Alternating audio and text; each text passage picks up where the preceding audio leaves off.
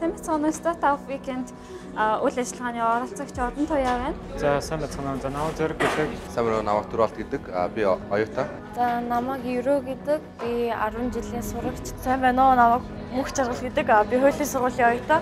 За сайн мэцэн намайг Тэмүүлэн гэдэг. За Startup Weekend Mongolia тэмцээнд анх удаа оролцож байгаа.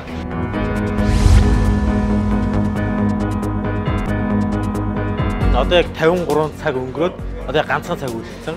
Бид нар яг санаа шийдлээ, бизнесийнхаа санааг танилцуулахад бэлэн болоод байна. Энд оролцсоноор их зүйлийг сурч авлаа.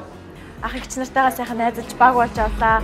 Мундаг ирээдүйн бизнесмен болох залуучуудтай хамтан оролцож байгаад маш их баяртай байна. Хөтөлбөр бол энэ Монголын шинээр бий болж байгаа стартап компаниудын эхлэл болж өгж байгаа. 54 цагийн турш бэлдсэн бүх зүйлээ ингээд тавьж байгаадаа маш их баяртай байна. Мөн догтлж байна. Тэгээд хотын 4 талаас ирсэн болохоор айгүй би бинээсээ сургамж авч туршлага суусан.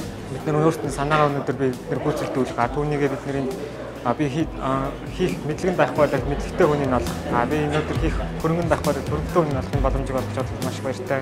Одоогийн нийгэмд бол маш хэрэгцээтэй үйл ажиллагаа болдог. This is a chasarang soap, which is made in Mongolia by Japanese handmade.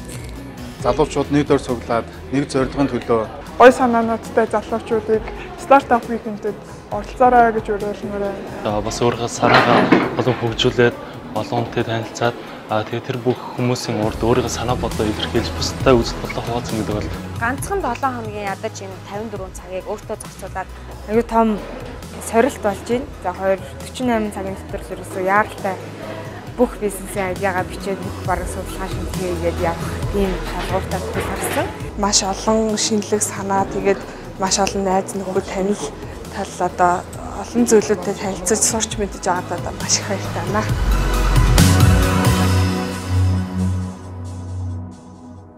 Бизнес хөгжүүлэх гэсэн эрс хүчээр дүүрэн залуус. Стартап weekend бол яг эрэгтэйд нээлттэй гэсэн. Монголд яг одоо энэ стартап weekend болохоор болж байгаа нь надад маш их таалагдж байна л да.